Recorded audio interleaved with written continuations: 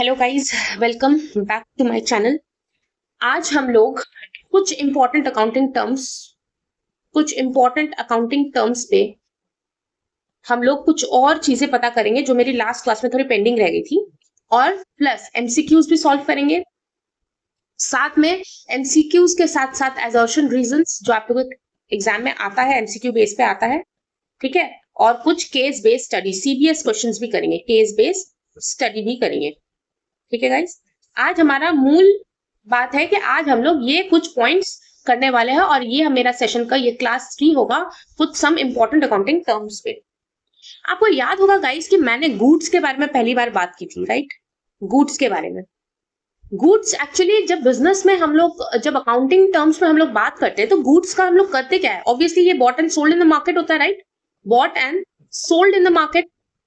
आप समझो बात को कि ये गुड्स तो वही गुड्स हो गए ना जिसको हम कहीं से परचेस करके लेके आएंगे and then sell it to the market at plus मेरा प्रॉफिट ऐड करके मैं इसको मार्केट में सेल कर दूंगी, है ना?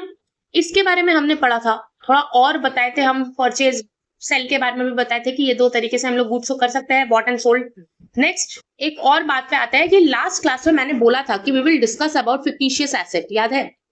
फिक्टिशियस एसेट मैंने तो ये भी बोला था गाइस कि ये एक झूठा एसेट है, ये एक फॉल्स एसेट है ना? तो मैम तो ये बात समझा नहीं, तो चलो मैं समझाती हूँ। देखो फिक्टिशियस एसेट क्या होगा? Fictitious asset actually guys false asset मैंने इसलिए बोला क्योंकि ये हमें एसेट इसलिए बोला क्योंकि ये हमें बेनिफिट देती है फ्यूचर पे, ठीक है? ये हमें बेनिफिट देती है फ्यूचर पे, ठीक है। एग्जाम्पल ले लो कि ये जो है ये राम भैया है, ठीक है? ठीक है, राम भैया ने जब अपनी कंपनी खोली ना, कंपनी, तो उन्होंने सपोज करो कि एक कूल ड्रिंक कंपनी खोली है, ठीक है? ठीक है, कूल ड्रिंक कंपनी खोली है। अब इस कंपनी में इन्होंने इस कंपनी के लिए बड़े बड़े बैनर्स में एडवर्टाइजमेंट किए होंगे, ठीक है? एडवर्टाइजमेंट किए होंगे। तो ये एडवर्टाइजमेंट के लिए इन्होंने एटलीस्ट 10 लाख रुपए खर्चा किया, ठीक है? 10 लाख रुपए खर्चा किया। देखो वन टाइम इन्होंने एक्सपेंस किया फ्यूचर बेनिफिट्स पाने के लिए। गाइस फ्यूचर बेनिफिट्स पाने के लिए, बात को समझो, फ्यूचर बेनिफिट्स पाने के लिए तो ये 10 लाख रुपए इन्होंने इन्वेस्टमेंट किया। तो जब ये 10 लाख रुपए इन्वेस्ट कर रहे हैं क्या पाने के लिए? अपने फ्यूचर बेनिफिट्स। फ्यूचर बेनिफिट से क्या होगा? लोग जानेंगे, इनका सेल बढ़ेगा, है ना? लोग इसके बारे में जानेंगे एडवर्टाइजमेंट देख करके और इनका सेल बढ़ेगा।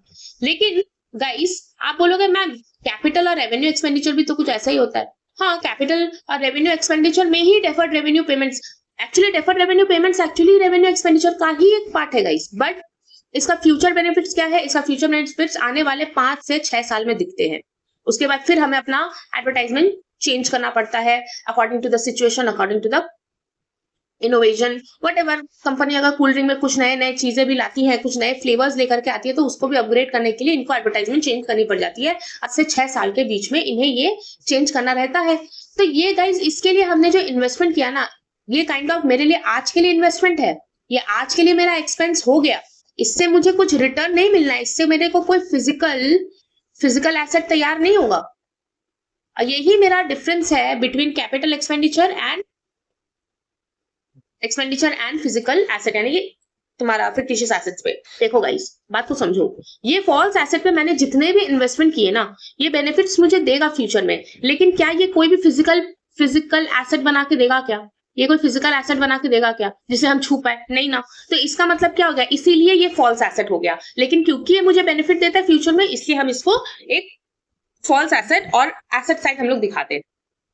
इतना कुछ पढ़ने के बाद गाइज अब देखते हैं हम लोग फिजिकल एसेट्स के बारे में समझ लिया, कैपिटल एक्सपेंडिचर, फिक्टिशियस एसेट के बारे में समझ लिया। अब हम लोग पढ़ते हैं ट्रेड डिस्काउंट के बारे में।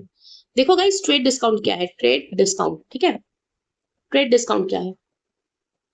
सपोज करो ये मिस्टर एक्स है और ये मिस्टर वाई है, ठीक है ना? तो मिस्टर वाई एक होलसेल मार्केट चलाते हैं, इनका टॉयज का बिजनेस है, ठीक है?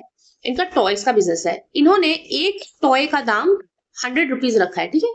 सपोज करो 100 रुपीज। तो क्योंकि ये एक होलसेल मार्केट चलाते हैं तो इन्होंने बोला कि भाई मैं बंडल में बेचूंगा और मैं 10,000 टॉयज का दाम मैं 1 लाख रुपए चार्ज करूंगा। मिस्टर एक्स जो है, मिस्टर एक्स गए इनके पास और इन्हें बोला कि भाई मुझे 10,000 टॉयज परचेज करना है, मुझे 10,000 टॉयज परचेज करना है, पूरा का पूरा ही परचेज करना है, ठीक है? तो इन्होंने बोला कि ठीक है मैं आपको सेल करने के लिए तैयार हूँ। इन्होंने बोला कि देखिए आपने आपने 10,000 टॉयज, आपने 10,000 टॉयज 1 लाख रुपए पे देने का आपने ये किया है, आपने प्राइस रखा है 1 लाख रुपए। तो दादा मैं कहता हूं कि आपने एक टॉय का दाम एटलीस्ट 100 रुपीज रखा है। तो मैं चाहता हूं, नेगोशिएट कर रहा है mister X, actually mister Y से नेगोशिएट कर रहा है at the time of cell.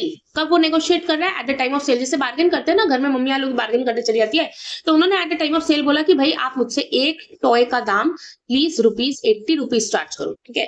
तो मैं 10,000 टॉयज खरीद लूंगा, पूरा का पूरा ही खरीद लूंगा, और मैं 80,000 रुपए पे ये टॉयज आपसे खरीदूंगा।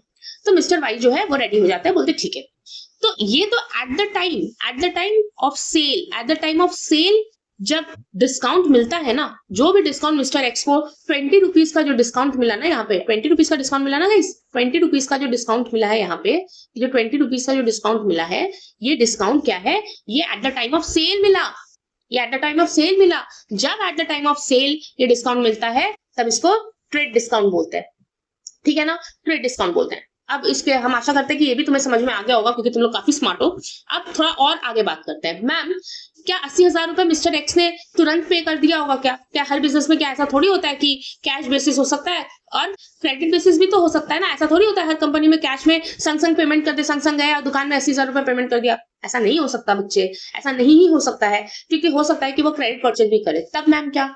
ठीक है चलो, तो अगेन मिस्टर एक्स जो है इनसे 80,000 का सामान ले लेते हैं। सपोज करो इन्होंने आज के डेट पे इन्होंने ये 80,000 का सामान इन्होंने ले लिया है, ठीक है ना, ये 80,000 का सामान ले लिया, बोला कि मैं आपको बाद में दूंगा। तो इन्होंने मार्केट में जाकर के बेचा, जो भी हुआ, इनके पास कुछ पैसा आ गया और ये 80,000 रुपए देने के लिए चले गए। मिस्टर वाई को इन्होंने 80,000 सामान लेते वक्त ही प्रॉमिस कर दिया था कि भाई देखो मैं आपको आज हो गया फर्स्ट, सपोज करो मार्च, मैं आपको सपोज करो कि 1 अप्रैल को आकर के मैं आपका पूरा पेमेंट आपको कर दूंगा, ठीक है। तो इन्होंने बोला कि ठीक है मैं कर दूंगा, तो बहुत अच्छी बात है, ये प्रॉमिस इन्होंने किया था। तो मिस्टर एक्स क्या किया ना, मिस्टर एक्स सपोज करो कि मिस्टर एक्स 30 मार्च को ही इनके घर चले जाते हैं और इन्हें बोलते हैं कि टिंग टोंग, और बोलते हैं कि भैया मेरे पास पैसा हो गया है, तो आप अपना 80,000 रुपीज ले लो। तो एज अ बिजनेस इन्होंने क्या किया, इस प्रॉम्प्ट पेमेंट के लिए, क्योंकि इनका तो ड्यू डेट था 1 तारीख, इन्होंने 1 तारीख से पहले पेमेंट किया है, ठीक है। तब इस सेलर ने बोला कि चलो आपने मुझे प्रॉम्प्ट माने ड्यू डेट से पहले पेमेंट कर दिया है, तो ठीक है आप मेरे को 78,000 रुपीज आप, ठीक है, आप मुझे 80,000 मत दो, आप मुझे 78,000 दो, क्योंकि आपने भाई प्रॉम्प्ट पेमेंट किया है, आपने 1 अप्रैल का वादा करके 30 तारीख को ही मुझे पेमेंट कर दिया। ये कब हुआ? Eight the time of payment हुआ ना, eight the time of payment वाले दिन में इस 2,000 का डिस्काउंट मिस्टर एक्स ने रिसीव किया, राइट। 2,000 का डिस्काउंट और 2,000 का डिस्काउंट मिस्टर एक्स ने रिसीव किया। ऐसे डिस्काउंट को हम लोग कैश डिस्काउंट बोलते हैं, ठीक है, ऐसे डिस्काउंट को हम लोग कैश डिस्काउंट बोलते हैं गाइस। इतना भी क्लियर होगा गाइस? तो ट्रेड डिस्काउंट और कैश डिस्काउंट आप लोगों को समझ में आ गया होगा कि trade discount at the time of sale जो हमने डिस्काउंट अचीव कर लिया, और कैश डिस्काउंट जब हम लोग प्रॉम्प्ट पेमेंट करते हैं ना, तो प्रॉम्प्ट पेमेंट करते वक्त ही जब अगर कोई कैश डिस्काउंट मिल रहा है, तो जो भी डिस्काउंट हमें मिल रहा है प्रॉम्प्ट पेमेंट पे, वो जो है कैश डिस्काउंट देते हैं। मैम एक और एग्जाम्पल दे सकते हो क्या? हाँ एग्जाम्पल तो है, ढेर सारे एग्जाम्पल है इस समझाने के लिए। कैश डिस्काउंट नहीं समझ में आया, चलो और एक एग्जाम्पल देते हैं। सपोज करो कि ये मुथूट फाइनेंस है, ठीक है। मुथूट फाइनेंस आप सुना ही होगा इसका नाम, गोल्ड एक्सचेंज पे लोन देती है, और ये है मिस्टर एक्स, ठीक है, ये है मिस्टर एक्स, ठीक है ना। मिस्टर एक्स को पैसे की जरूरत थी, तो ये मुथूट फाइनेंस चले गए, ये अपना गोल्ड लेके चले गए, ठीक है ना। अब इन्होंने गोल्ड को यहाँ पे गिरवी रखा है, ठीक है, मतलब कि लीज पे गिरवी रख दिया है, ठीक है ना, गिरवी रखा है। तो मुथूट फाइनेंस से इनको कुछ पैसा दिया, सपोज करो इनको पैसा दिया 1 लाख रुपए, ठीक है, इनके गोल्ड पे इनको पैसा दिया 1 लाख रुपए, और बोला कि भैया देखो वहां पे मुथूट फाइनेंस का गेम ऐसा है ना कि भाई ये लोग महीने तो महीने प्रिंसिपल प्लस इंटरेस्ट दोनों पैसा ही लेते हैं, ठीक है। मुथूट फाइनेंस का एक ये भी है कि ये लोग ना कभी कभी इंटरेस्ट, अगर आपको प्रिंसिपल अमाउंट नहीं दे पा रहे हो तो इंटरेस्ट भी आप दे सकते हो, ठीक है। तो सिर्फ इंटरेस्ट भी ये लोग ले लेते हैं, ठीक है ना, कि इंटरेस्ट वही देते हैं। तो इंटरेस्ट 2,000 का भी होता है, 3,000 का भी होता है, तो महीने टू महीने ये लोग लेते रहते हैं, तो ठीक है, उस अभी फेयर में हम लोग बात नहीं करेंगे। नाउ मिस्टर एक्स ने क्या किया, मंथली ईएमआई पेमेंट करना शुरू किया। और इनका मंथली ईएमआई सपोज करो 2000 रुपीज था, ठीक है ना, 2000 रुपीज था। मुथूट फाइनेंस का ऐसा एक सर्विस भी है कि भाई आप अगर सिर्फ इंटरेस्ट दोगे तो दो, अगर साथ में प्रिंसिपल दोगे तो आपका प्रिंसिपल अमाउंट भी घट जाएगा, फिर आपको हम सोना बैक कर देंगे, ठीक है ना। तो इन्होंने मंथली पेमेंट किया, 2000 करके इन्होंने मंथली पेमेंट किया। तो जिस दिन ड्यू डेट होता है ना, सपोज करो इनका 1 अप्रैल को ड्यू डेट होता है कि इनको मंथली ईएमआई भरना है, लेकिन ये जाकर के 28 मार्च को ही जाकर के हर महीने जाके प्रॉम्प्ट पेमेंट कर देते हैं, कभी भी इनका ईएमआई जो है बाउंस नहीं हुआ, ठीक है, ईएमआई जो है वो बाउंस नहीं हुआ। तब at the end of the year, ठीक है ना, at the end of the year finance वालों ने सोचा कि आपके इतने प्रॉम्प्ट पेमेंट्स हुए हैं, तो ये कस्टमर को एक सर्विस दे दिया कि इन्होंने बोला कि इस बार आप 2000 रुपए नहीं भाई, मुझे 1700 रुपए दो, क्योंकि आपका 300 रुपए आपको मैं बैक कर रहा हूँ एज अ कैश डिस्काउंट, ठीक है ना। ये डिस्काउंट इसीलिए दिया जाता है क्योंकि आपने प्रॉम्प्ट पेमेंट किया है, ठीक है ना। यहाँ तो सेल वेल हुआ नहीं, यहाँ पे तो मैं गया लोन लिया लेकर के चला आया, है ना। तो यहाँ पे भी देखो कैश डिस्काउंट देते हैं, सिर्फ सेल और परचेज के केस में ही कैश डिस्काउंट नहीं मिलता, हर तरीके के बिजनेस में हर तरीके के जगह पे कैश डिस्काउंट या ट्रेड डिस्काउंट का कॉन्सेप्ट आता है, और आप इसको समझोगे, और आई गेस आपने समझ भी लिया है। अगर कोई दिक्कत होगी तो प्लीज कमेंट सेक्शन में कमेंट कर देना, ठीक है ना। आज हम लोग एक और टॉपिक पे बात करने जा रहे हैं। मैंने आप लोगों को पढ़ाया था एसेट्स, याद है। मैंने आप लोगों को पढ़ाया था लायबिलिटी, याद है। मैंने आप लोगों को कैपिटल भी पढ़ाया था, याद है। और आज मैं इस इक्वेशन को आपको समझाना चाहती हूं कि भाई asset always is equals to liability plus capital. चलिए आइए इसका भी एग्जांपल देखते हैं। ये है राम भैया, ठीक है ना, इनका ये कंपनी है, ठीक है, इन्हीं का कंपनी है। लेकिन बिजनेस में मैंने बोला था कि बिजनेस में हमेशा इसको एक सेपरेट एंटिटी मानेंगे, ये एक सेपरेट एंटिटी होगा, ठीक है ना, ओनर से थोड़ा अलग, बट ये लोग दोनों सेम ही होंगे। चलो ये आपने बिजनेस स्टडीज में किया होगा। चलो सपोज करो कि राम भैया ने 2 लाख रुपए कंपनी में उन्होंने लगाने का सोचा, कंपनी में लगाने का सोचा, ठीक है ना, 2 लाख रुपए लगाने का सोचा, ठीक है। तो कंपनी का कैश बॉक्स देखो, कंपनी का जो कैश बॉक्स है, कैश बॉक्स में 2 लाख रुपए गया होगा, है कि नहीं। ये 2 लाख रुपए से ही ये पूरा कंपनी अभी चलाने वाले हैं, है ना। तो कंपनी एक सेपरेट लीगल एंटिटी है, तो इनका जो कैश बॉक्स है तो बढ़ गया होगा। सोचो जरा, इनका तो कैश बढ़ गया होगा, है कि नहीं, इनका कैश बढ़ गया होगा, ठीक है। तो इसका मतलब क्या, कैश हमारा एसेट नेचर का होता है ना, क्योंकि हम इजीली कन्वर्टेबल इनटू कैश कर लेते हैं इजीली, क्योंकि कैश में जाएंगे 1-2 घंटे में हमें कैश मिल जाएगा, ठीक है ना। तो क्योंकि कंपनी का कैश बॉक्स बड़ा है, तो कंपनी को, राम भैया को अलॉन्ग विथ प्रॉफिट पैसा वापस भी तो करना पड़ेगा। हाँ, कंपनी को वापस भी तो करना पड़ेगा, ये वरना बिजनेस क्यों चला रहे हैं भैया। राम भैया जो है अपना परिवार पालने के लिए ना चला रहे बिजनेस, तो इनको तो अलॉन्ग विथ प्रॉफिट वापस करना भी तो पड़ेगा। तो इसका मतलब company is liable to pay back capital, है ना, liable to pay back capital. तो हम लोग एक इस तरीके से समझते हैं कि कैपिटल कंपनी का बढ़ा ना, कंपनी यहाँ रिकॉर्ड कर रही है, यहाँ पे वो कुछ रिकॉर्ड कर रही है, ठीक है, ध्यान से समझो।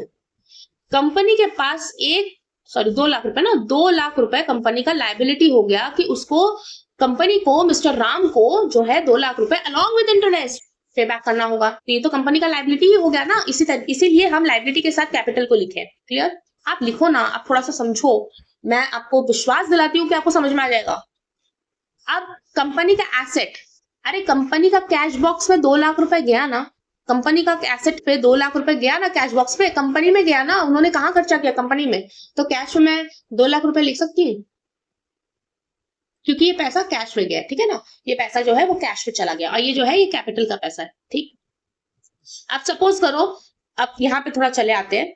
अब सपोज करो मिस्टर राम को 2 लाख रुपए कम पड़ रहे, इन्हें और भी कुछ सामान को लगाने के लिए भाई इन्हें 1 लाख रुपए इन्होंने बैंक से लोन ले लिया। सपोज करो 1 लाख रुपए इन्होंने बैंक से लोन ले लिया, ठीक है ना।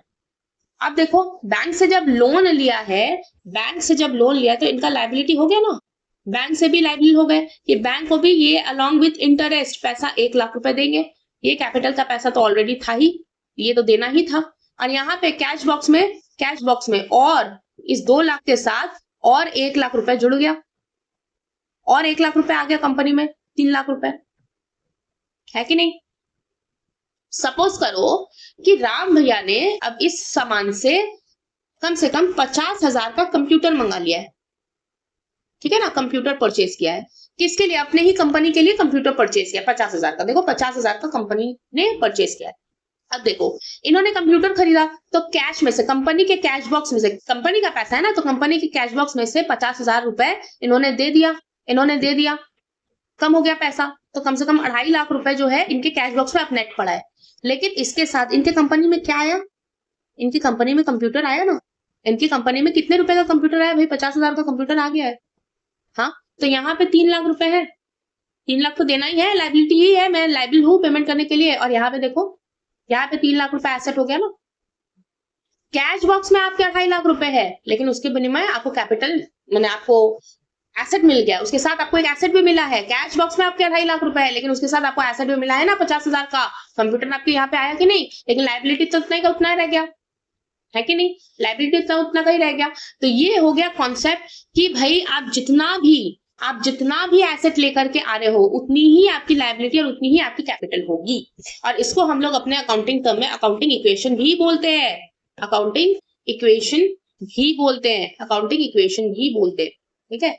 और इसकी क्लास भी मैं बहुत जल्द लूंगी, क्योंकि बहुत सारा मतलब कि थ्योरी बेस्ड क्लासेस हो चुके हैं, उसके साथ इसके लिए एक पर्टिकुलर मैं सम्स भी लेकर के आऊंगी, और तब आपको समझ में आएगा कि मैम ये किस तरीके से हो रहा है। उसके बाद मैं आपको डेबिट और क्रेडिट का पूरा गेम समझाऊंगी कि डेबिट क्यों हो रहा है, क्रेडिट क्यों हो रहा है, डेबिट एंड क्रेडिट का भी कॉन्सेप्ट मैं लेकर के आऊंगी। अभी फिलहाल आप ये इस अकाउंटिंग इक्वेशन को इतना समझ लीजिए, ठीक है।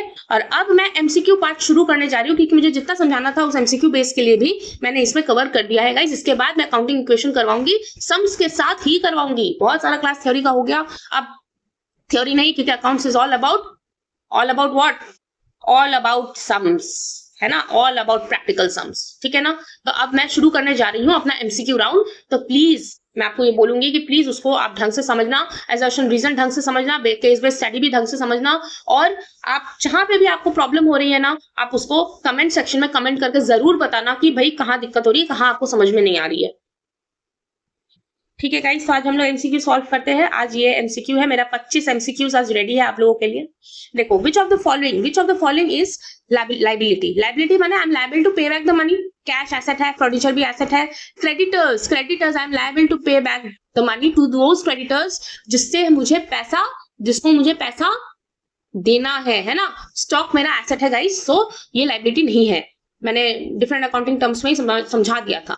Expenditure of revenue nature that gives benefits more than one accounting period में मुझे benefits मिलती है, ठीक है। तो more than accounting period में मुझे सबसे liable आंसर कैपिटल एक्सपेंडिचर और deferred revenue एक्सपेंडिचर लग रहा है। लेकिन गाइस यहाँ पे deferred revenue होगा, क्योंकि ये benefits देता है, यहाँ पे क्लियरली लिखा हुआ है benefits, कोई फिजिकल फॉर्म नहीं लिखा है गाइस, इसलिए कैपिटल एक्सपेंडिचर नहीं, ये डेफर्ड रेवेन्यू होगा। एग्जांपल याद करो, एडवर्टाइजमेंट मैं इन्वेस्टमेंट क्यों कर रही हूँ, फ्यूचर बेनिफिट्स पाने के लिए।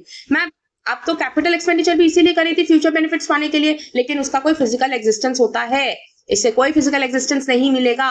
तो यहाँ पे ऐसा कोई बात लिखा नहीं है, इसलिए मुझे सबसे most suitable answer deferred revenue expenditure लग रहा है। इस एमसीक्यू को हर कोई गलत करता है, तो प्लीज आप लोग ध्यान रखना। नेक्स्ट आ जाता है assets which can be converted into cash with in a short period में आप तुरंत आप कन्वर्ट कर सकते थे। याद करो, फिक्स एसेट का आप यूज संग नहीं कर सकते, तो ये नहीं होगा। इनटेंजिबल एसेट जिसको छुआ ना, जैसे कि इसको विद इन मैंने कैश में इजीली आप कन्वर्ट नहीं कर सकते, जैसे पेटेंट राइट्स कभी भी इजीली आप कन्वर्टेबल नहीं कर सकते हो, राइट। फिक्टिशियस एसेट भी नहीं, क्योंकि एडवर्टाइजमेंट अभी मैंने समझाया, तो इसका आंसर होगा करंट एसेट्स, ठीक है ना गाइस। नेक्स्ट आ जाते हैं नीचे, a person who owes money to the business. अरे बिजनेस के लिए ओ कर रहा है बिजनेस को उसको पैसा देना है, तो वो बिजनेस के लिए वो बंदा क्या हो गया, वो बंदा डेटर हो गया, ठीक है ना। ट्रेड डिस्काउंट मैंने बोला था ना, trade discount guys at the time of sale of goods ये होगा, ठीक है। एग्जांपल याद करो कि मिस्टर एक्स जो है मिस्टर वाई के पास गए थे, मिस्टर वाई के पास गए थे, और at the time of sale उन्होंने बोला कि भाई मुझे 1 लाख का सामान भाई तुम मुझे 80,000 पे दे दो, राइट। तो इसलिए at the time of sale होगा। Which of the following is intangible assets. Intangible assets कौन है, जिसका फिजिकल एग्जिस्टेंस ना हो। इसका होता है, इसका भी फिजिकल एग्जिस्टेंस होता है, इसका भी फिजिकल एग्जिस्टेंस होता है, लेकिन पेटेंट्स का नहीं होता, ये तो एक राइट्स होता है।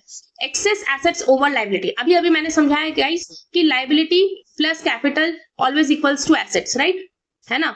तो अगर लायबिलिटी इधर आ जाए तो एसेट्स ज्यादा, लायबिलिटी कम, एसेट्स माइनस, तो सिंपल मैथ्स है ये, क्या निकलती है कैपिटल, तो इसका आंसर हो जाएगा कैपिटल। कि अगर एसेट ज्यादा हो और लायबिलिटी कम तो कैपिटल हो जाती है वो, नेक्स्ट आते हैं विड्रॉवल ऑफ गुड्स और cash by owner for personal use. मैंने बोला था ना ड्राइंग्स पर्सनल यूज के लिए। सपोज करो कि मिस्टर एक्स जो है कंपनी बॉक्स में 2 लाख रुपए लगाए थे, अब बीवी को साड़ी खरीदना है, बीवी को साड़ी खरीदना है, कम से कम 15,000 की साड़ी खरीदनी है बीवी को। तो वो क्या कि भाई अब बीवी रो रही है तो क्या कर सकते हैं, बीवी के सामने तो किसी का भी नहीं चलता।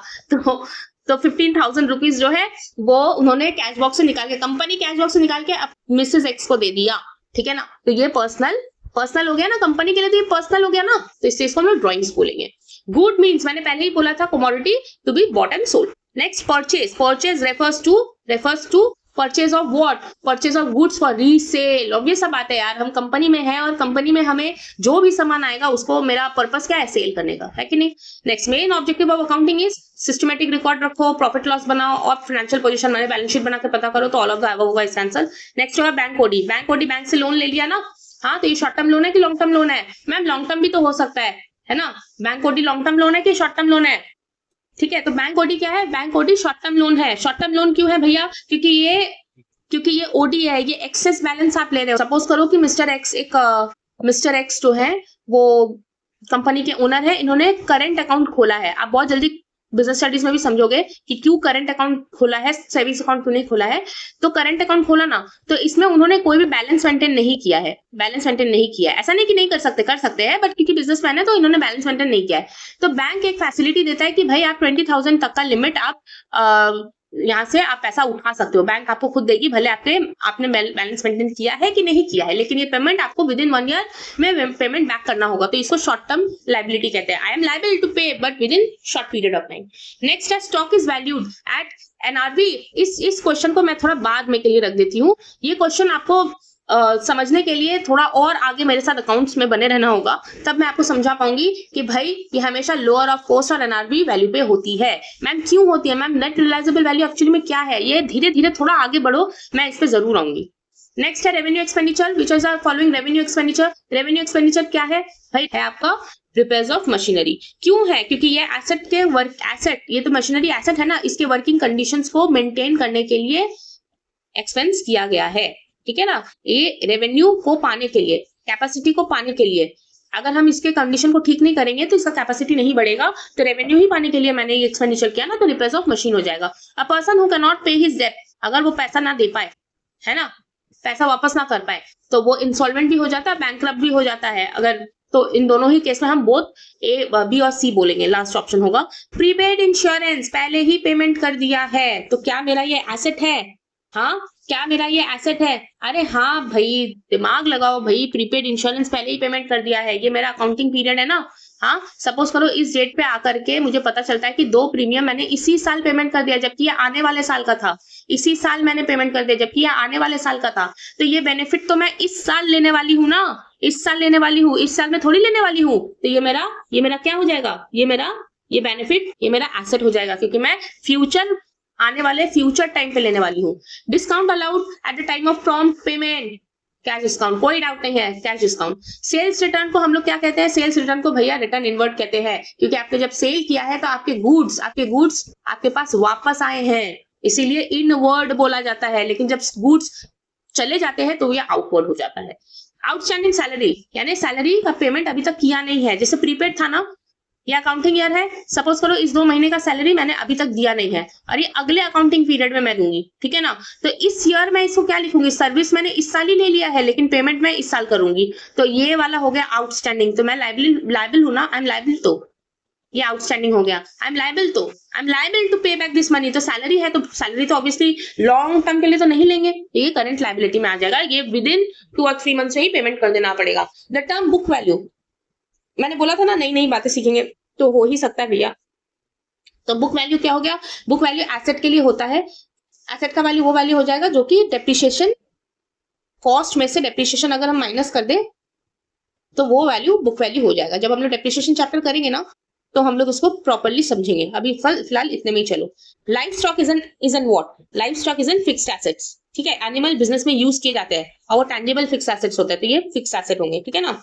अच्छा, gain profit on sale of old assets, है कि नहीं, profit on sale of old asset, तो ये क्या हो गया, ये गेन हो गया, मुझे प्रॉफिट हुई, मुझे गेन हो गई, नेट सेल क्या हो जाती है? अरे टोटल सेल्स में था, अगर हम सेल्स रिटर्न माइनस कर देंगे तो वो मेरी नेट सेल हो गई, इतनी ही मैंने सेल की थी भाई, वापस आ गया मेरा सामान।